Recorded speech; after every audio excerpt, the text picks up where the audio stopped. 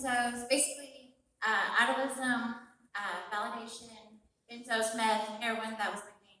This is loud, really loud. But anyways, but that's me. Addiction really started in foster care and self harm. I was addicted to anything that was just numb. I just felt like I wasn't worthy to be loved. I wasn't, like I was just a mistake, if you will.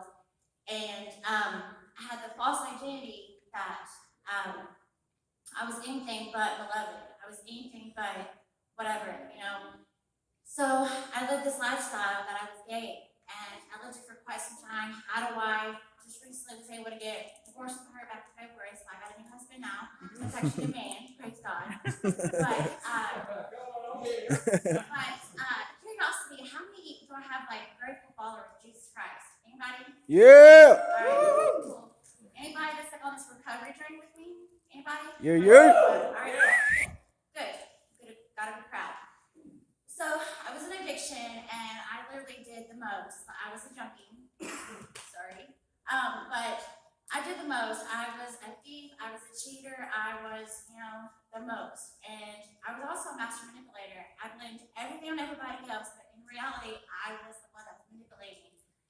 I had a cold heart. If you cried in front of me, I would belittle you. My mom cried so many times in front of me, and I would constantly, why are you crying? Dry it up. Like, I don't want to be around you. If you're going to cry, I'm not going to be around you. I was the worst, literally. And then had a couple overdoses, and crazy enough, God spoke to me throughout so many of those times, and He gave me a song back in 2017 when I overdosed in July 7th, 2017. And that overdose was crazy. So many times I was suicidal. Like I said, I did self-harm. I cut myself and everything, but yet still didn't avoid the numb. I didn't find that hole, that temporary fix, if you will.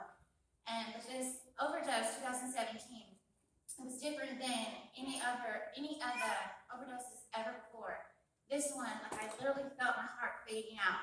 I saw the blurred vision, like I was literally dying. And it really wasn't rainbows and butterflies and cotton candy. Like I thought, just float away. That's not what happened. Like I felt it. And he just kept telling me, call my mom, call my mom. Didn't want to talk to my mom. She had talked to me in 6 months, but go figure. Moved to Nicholasville, yada yada. Thought I found recovery, thought I found Jesus. No, I was faking myself because I thought I knew better than God. I thought I knew myself better than God. Funny, how can I know God better than myself? Like He created me. He is the potter and I am the clay. But I knew it better. So once again, hit addiction again, but this time it was full force. I went back to my vice, heroin.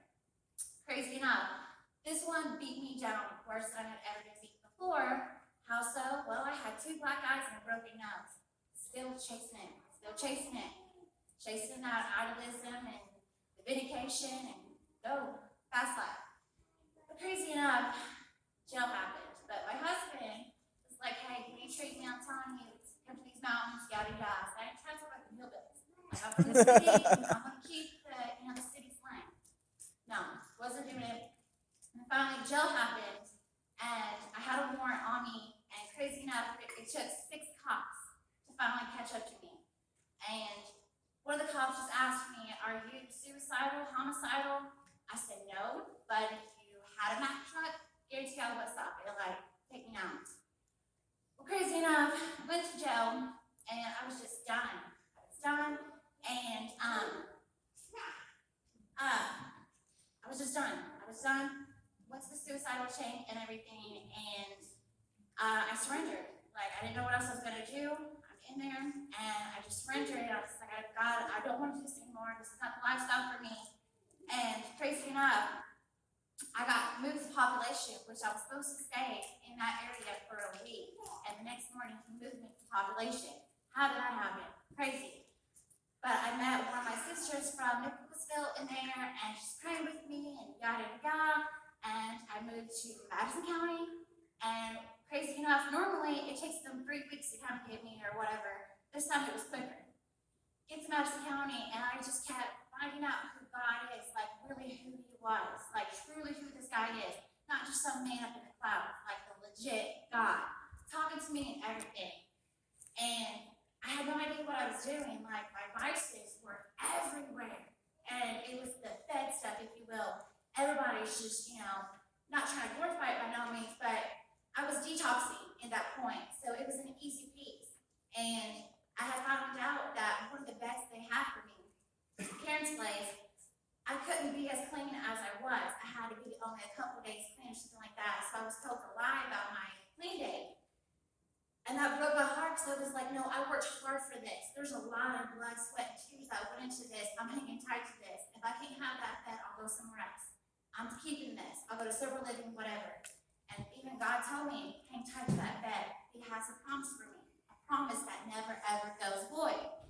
So I'm praying, meditating, reading the Word. I have never read the Bible as much as I did at that point. But go figure, it's better than the rest of my head on pillow. But anywho, God just kept talking to me through so many stuff. In my addiction, as I said, I cheated, I manipulated, yada yada. I lost all three of my boys. They didn't get put in the system, but they got to their grandparents and their fathers and all this stuff. But crazy enough, God kept telling me to call the grandmother. Mind you, we wasn't best friends, so I was kind of thinking it was like a scheme from the enemy. Like, you really want me to call her? Why? So she can yell at me? I called her, but of course I had to argue with God, like, wait a minute, don't put me on Jump Street, I'll do this, but don't put me on Jump Street. Make a way. Sure enough, he made a way. When everybody was asleep, after breakfast, there it is, the phone's available. So I called my little pet call out really quick. It's Jenny, call me back, I'm in jail. I gotta tell you something really quick. Promise, this is the real deal.